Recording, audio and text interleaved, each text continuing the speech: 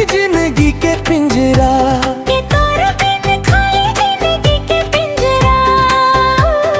मोर सपना के सुना है फुलवारी रे, तोर हंसी महके महुआ प्यारी रे।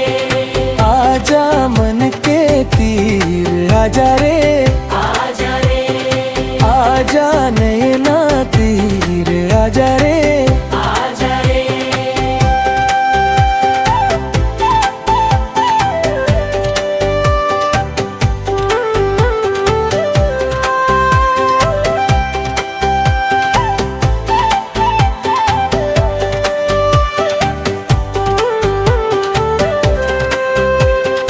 राजा तही मोर राजा, राजा तही मोर राजा, बना के तोला आँखी में लगा लो कजरा। बना के तोला आँखी में लगा लो कजरा। मैं तो बने हम राधा ते बनवारी रे, तोर मैया लागे चंदा।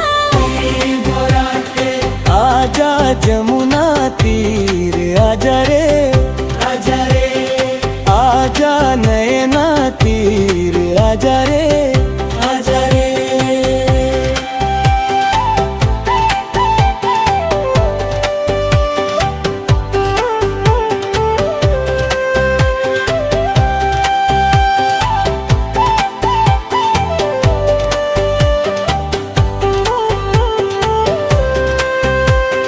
रानी तही मोर रानी, रानी तही मोर रानी, के प्रीत के दिया मझन छाए बदरा, के प्रीत के दिया मझन छाए बदरा। नित भर रस माया के धरे पिचकारी रे, तोर संग लागे दुनिया भोला रे। आजा जियरा के रे आजा रे, आजा रे, तोर नाम ले भर के मोर जियरा रे,